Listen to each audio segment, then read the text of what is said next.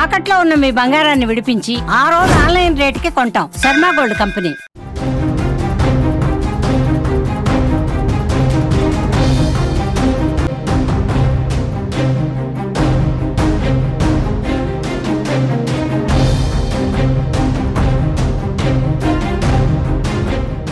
భారత్ దెబ్బకి Karachi ఖతమైంది.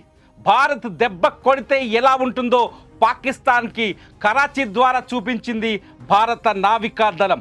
INS Vikrant Arabia సముద్రంలో పాకిస్తాన్ వైపు మాటు వేసి ఉన్న ఐఎన్ఎస్ విక్రాంత్ భారత్పై పాకిస్తాన్ డ్రోన్ దాడులకు క్షిపణి దాడులకు దిగిన మరుక్షణమే కరాచీని టార్గెట్ చేసింది.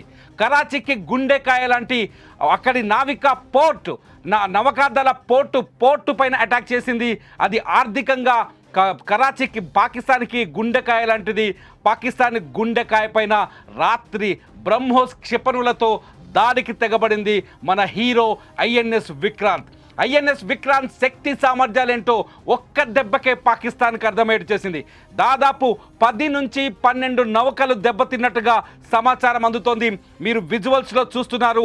భారత నావికా హీరో ఐఎన్ఎస్ విక్రాంత్ దాడి చేసిన తర్వాత కరాచీ పోర్టు ఎలా మారిందో మీరు విజువల్స్లో చూస్తున్నారు. కరాచీ పోర్టులో దృశ్యాలు ఇవన్నీ. కరాచీ పోర్టు ధ్వంసమైపోయింది. అక్కడున్న ఉద్యోగులు ప్రజలు పరారయ్యారు, పలాయనం చిత్తగించారు, పరిగెత్తుకుంటూ వెళ్ళిపోయారు. కరాచీ పోర్టుపై దాడితో పాకిస్తాన్ కోలుకోలేని దెబ్బ తినిందనే చెప్పాలి. కరాచీ పోర్టుపై 1971 తర్వాత మళ్ళీ ఇప్పుడే ఐఎన్ఎస్ విక్రాంత్ ఈ దాడికి తెగబడింది.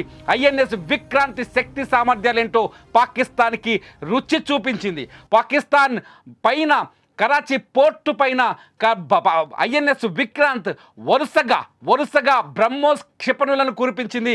దెబ్బకి పాకిస్తాన్ దిమ్మ తిరిగిపోయింది. నిజంగా భారత్ని ఎదుర్కొనే శక్తి పాకిస్తాన్కి లేదనేది రాత్రి దాడితోనే మరోసారి అర్థమయ్యేలా చెప్పింది భారత నావికా దళం, భారత ఎయిర్ ఫోర్స్, భారత ఆర్మీ. కేవలం కరాచీ పోర్ట్ చాలా వ్యూహాత్మకంగా ఎప్పుడైతే పహల్గామ్ దాడి జరిగిందో అప్పటి నుంచే ఐఎన్ఎస్ విక్రాంత్ని చాలా వ్యూహాత్మకంగా అరేబియా సముద్రంలో ముందుకు తీసుకెళ్ళింది భారత నావికా దళం.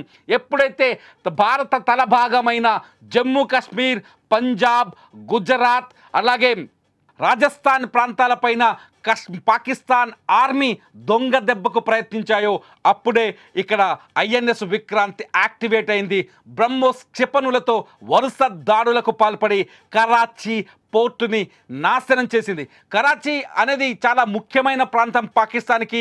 కరాచీ అనేది ఆర్థిక క్యాపిటల్, ఫైనాన్షియల్ క్యాపిటల్ పాకిస్తాన్కి. పోర్టు వ్యాపారం ద్వారా పాకిస్తాన్కి అధిక ఆదాయం వస్తుంది. ఏ పోర్టు ద్వారా అయితే ఎక్కువ ఆదాయం వస్తుందో అదే కరాచీ పోర్టు. ఇప్పుడు మీరు చూస్తున్న దృశ్యాల్లో కరాచీ పోర్టు దెబ్బ తినటం వల్ల పాకిస్తాన్కి ఆర్థికంగా తీవ్రమైన నష్టం ఏర్పడిందని చెప్పాలి. కరాచీ పోర్టుని కొట్టిన దెబ్బతో పాకిస్తాన్ విల్లవిల్లలాడుతుందని చెప్పాలి. పాకిస్తాన్ వణికిపోతుంది అని చెప్పాలి. జస్ట్ ఐఎన్ఎస్ విక్రాంత్ పాకిస్తాన్ వెన్నులో వణుకు పుట్టించిందని చెప్పాలి. రాత్రే భారత్ తిరగబడుతుందన్న భయంతోనే పాకిస్తాన్ ప్రధాని వెళ్ళి కలుగులో దాక్కున్నాడు, పిరికి పందల కలుగులో దాక్కున్నాడు. పాకిస్తాన్ ప్రధానికి వ్యతిరేకంగా అక్కడ ధర్నాలు, ర్యాలీలు జరుగుతున్నాయి. ఇటు కరాచీ పోర్టు ధ్వంసం అయిపోవడంతో పాకిస్తాన్ మరింత నాశనం అవుతుందనే హెచ్చరిక పాకిస్తాన్కి జారీ చేసినట్టయింది. కరాచీ పోర్టును చూస్తే చాలు, ఒకవేళ భారత్ పూర్తి స్థాయి యుద్ధాన్ని మొదలు పెడితే పాకిస్తాన్ పరిస్థితి ఏంటో అర్థమయ్యేలా చెప్పింది.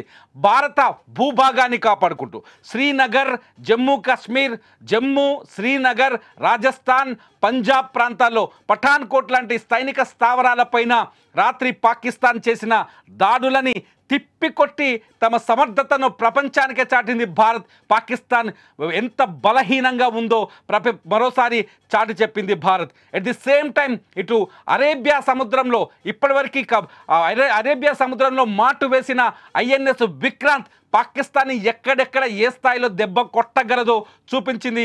పాకిస్తాన్ ఆర్థిక క్యాపిటల్, ఆర్థిక రాజధాని కరాచీలో విధ్వంసం సృష్టించింది. కరాచీ ప్రజలు వణికిపోతున్నారు, పోర్టును వదిలేసి పరారయ్యారు. మీరు విజువల్స్లో చూస్తారు.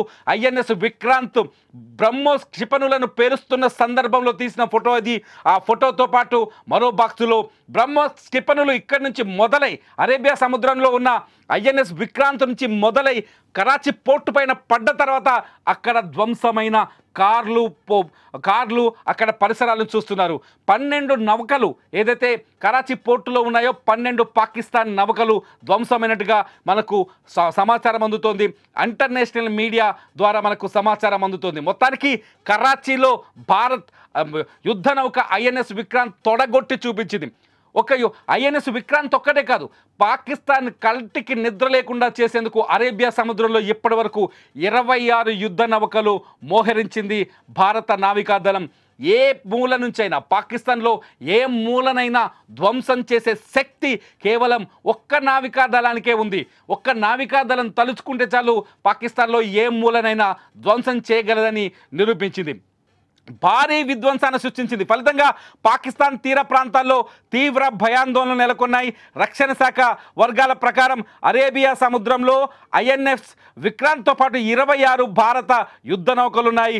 గురువారం అర్ధరాత్రి సమయంలో కరాచీ, ఓమర్రా పోర్టులపై ఐఎన్ఎస్ విక్రాంత్ క్షిపణుల వర్షం కురిపించినట్టుగా మనకు సమాచారం అందుతుంది. ఈ సమయంలో కరాచీ నగరం అంతా ఆకాశంలో నల్లగా పొగ కమ్మేసింది. పోర్టులో పెద్ద ఎత్తున మంటలు వచ్చాయి. 10 నుంచి 12 యుద్ధ నౌకలు పూర్తి స్థాయిలో ధ్వంసమైనట్టుగా మన రక్షణ శాఖ తెలుపుతోంది. కరాచీ పోర్టులో కీలక ప్రాంతాలు కూడా మంటల్లో అంటుకున్నాయని, దీంతో స్థానికులు ఇతర ప్రాంతాలకు తరలిపోతున్నట్టుగా తెలుస్తోంది. దాడుల్లో 2 పోర్టులు తీవ్ర స్థాయిలో ధ్వంసమయ్యాయని తెలుస్తోంది. పాకిస్తాన్ రక్షణ సామర్థ్యాన్ని ఇది తీవ్రంగా దెబ్బతీస్తుందని స్థానికంగా మాట్లాడుకుంటున్నారు. అదే సమయంలో ఇదే అదునుగా స్వతంత్ర దేశాన్ని కోరుకుంటున్న బలూచిస్తాన్ కూడా మరోవైపు దాడి చేయడంతో పాకిస్తాన్ ఉక్కిరి బిక్కిరిగా మారిపోయింది. పాకిస్తాన్ ఇప్పుడు భారత్తో యుద్ధం చేయాలా, వెనక్కి తగ్గాలా, వెన్ను చూపాలా అనే ఆలోచనతో ఉన్నట్టుగా అర్థమవుతుంది. కేవలం దాడుల్ని తిప్పికొట్టినంత మాత్రానే పాక్ సైన్యం, పాలక వర్గం కలుగుల్లో బంకర్లలో దాచుకున్నట్టుగా మనకు స్పష్టమైన సమాచారం అందుతోంది. ప్రధాని ఎవరైతే షహబాజ్ షరీఫ్ ఉన్నాడో అతను రాత్రంతా పాకిస్తాన్ ప్రజలకు అందుబాటులో లేడు, కనిపించకుండా పోయాడు. మీరేమనుకుంటున్నారు? కరాచీ పోర్టు పైన ఐఎన్ఎస్ విక్రాంత్ దాడి తర్వాత మీకేమనిపిస్తోంది? ఐఎన్ఎస్ విక్రాంత్ లాంటి సమర్థవంతమైన యుద్ధ నౌకలు మరో 26 ఉన్నాయి. వీటిని మీరెలా అంచనా వేస్తున్నారు? మోరల్గా సపోర్ట్ చేయండి, ఫేక్ వార్తల్ని నమ్మడం మానేయండి. వీడియో దృశ్యాలు ప్రూఫ్స్ ఉన్న వార్తల్ని ఎక్కువగా షేర్ చేయండి. ఈ వీడియో పైన మీ అభిప్రాయాన్ని, మీ దేశభక్తిని ఖచ్చితంగా కామెంట్ల రూపంలో కామెంట్ చేసి చూపించండి. చూస్తూనే ఉండండి సుమన్ టీవీ.